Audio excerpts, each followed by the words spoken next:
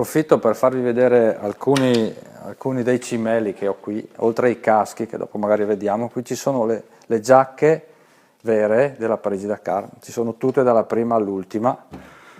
Adesso non le sfilo tutte, ma vi posso far vedere la differenza tra questa qua e la prima, 1986, quando si usava ancora il cuoio. Queste adesso, qui abbiamo tolto la protezione, qua invece c'è. Qui c'erano le prime tasche in Gore-Tex, con le tasche classiche. Qui vedete ci sono alcuni tratti con la matita, perché poi io queste giacche le ho praticamente disegnate assieme ad Dainese. Qui c'era già la tasca per riporre il paraschiena o per riporre addirittura la borraccia, il velcro per appiccicare il numero di gara. Aspetta, prendiamone un'altra, facciamo quella della Yamaha. Questa è quella della Yamaha 96, questa era già diversa, no? Ci siamo inventati, oltre ai nomi eccetera, abbiamo la tasca qua dietro per portare la borraccia, poi c'erano tutte le protezioni, sono nate le pettorine, sono nati i paraschiena, nido d'ape. Questa qui è la giacca con cui ho vinto la prima Dakar, 1988. Gli appassionati conoscono benissimo i colori dell'Africa Twin quali sono.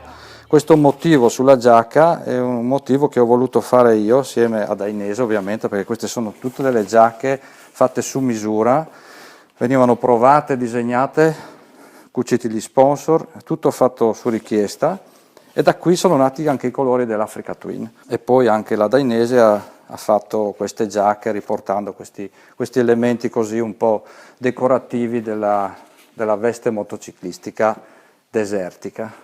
Qui sono tutte, ci sono quelle della Cagiva, Lucky Strike, Lucky Explorer, sì. Lucky Strike era perché non si poteva fare la pubblicità delle sigarette, quindi da Lucky Strike è diventata Lucky Explorer. Allora, la prima che ho vinto con la Cagiva è questa. È fatta come quella di prima, tasche, taschine, anche qua, vedi. E poi c'è questa, sempre Cagiva, Albatros, che ho vinto la Dakar nel 94, con lo sponsor Albatros. Vedi anche queste grafiche qui erano tutte grafiche che ho fatto io, perché se tu vai a vedere le foto la moto era blu con le due righe, no? Quindi era tutto un coordinato. Anche il casco coordinato con i colori della giacca, no? Era tutto fatto. Questi sono caschi in fibra di carbonio che pesano 900 grammi. Ero anche ambasciatore dell'Unicef. Poi abbiamo le giacche dei faraoni, erano diverse. Le giacche dei faraoni avevano dei supporti di rete, erano queste, perché in Egitto faceva molto caldo. Voi vi direte è uguale, non è vero, non è uguale, perché qui abbiamo una retina bianca che veniva posta su tutto il perimetro della giacca e soprattutto il collo basso. Alla Dakar fa molto freddo fare la Dakar, c'era molto freddo, mentre ai faraoni c'era molto caldo. Vedete, c'è questa e anche questa.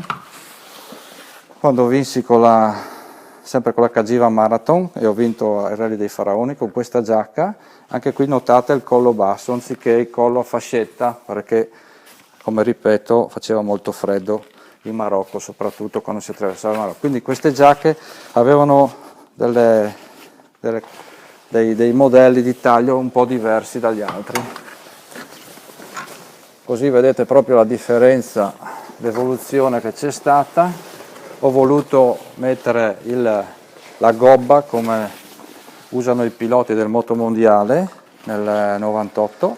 Ovviamente tessuti diversi, abbiamo provato un sacco di tessuti, prese d'aria, questi tessuti per essere più liberi nei movimenti, borraccia incorporata, tasche, taschini, qua sotto avevamo tutte queste tasche che si aprivano col velcro, quindi era tutto nascosto.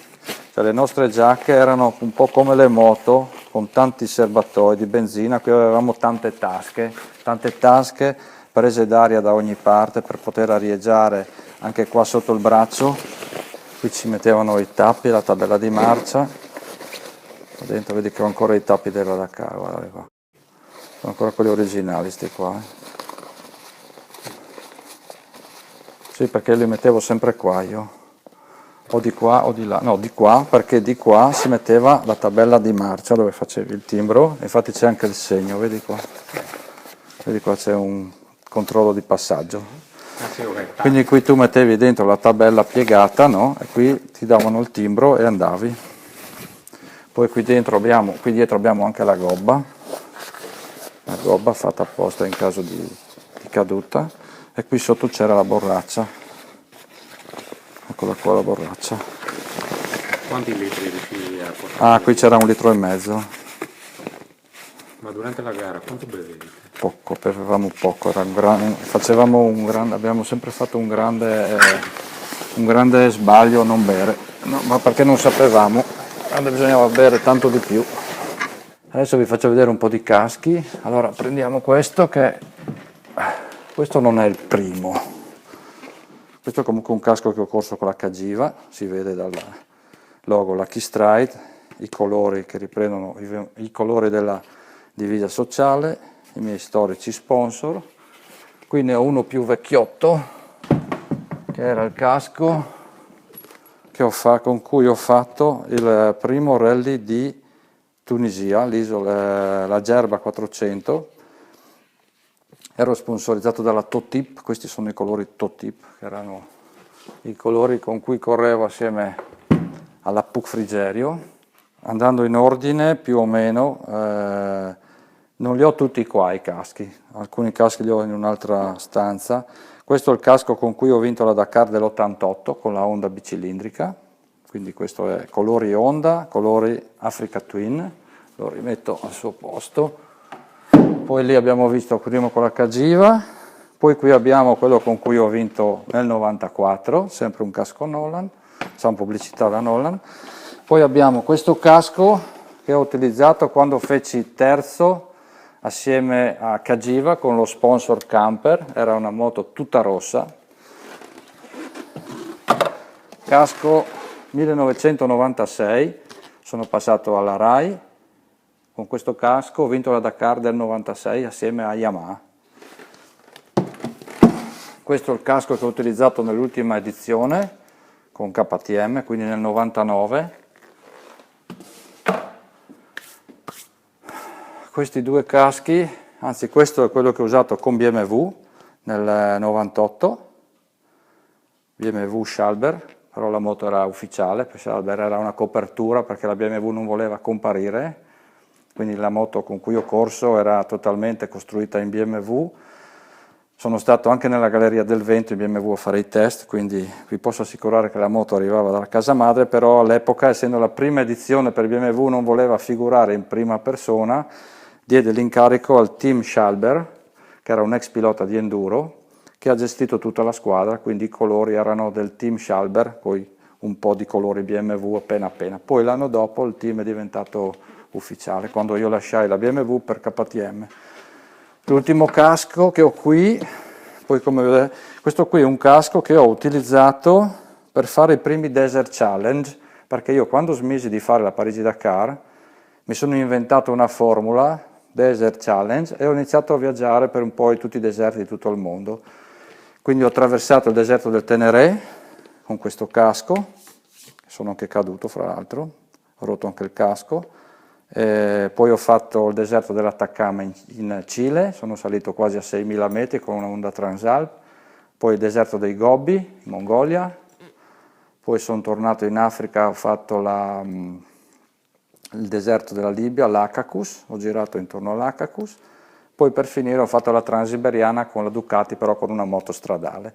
All'epoca avrei dovuto usare la multistrada, che vediamo oggi sulle strade, che era ancora un prototipo, non era pronta, mi hanno mollato lì un ST da strada e mi sono sparato 18.000 km da Bologna, partenza in occasione del World Ducati Weekend a Bologna, fino a Vladivostok in 17 giorni. Quindi abbiamo fatto un sacco di chilometri e abbiamo attraversato tutta la Russia. Parlo il plurale perché non ero solo, io ero solo, poi avevo al mio seguito uno staff di persone che filmava, documentava, avevamo una guida russa per poter attraversare tutti i confini, abbiamo fatto anche il Kazakistan, siamo arrivati a Vladivostok, nel famoso porto di fronte al Giappone, e da lì siamo tornati a casa. Qualche macchina sul mio ufficio, perché come vi dicevo io ho sempre avuto la passione delle auto e quindi qualche auto ci deve essere.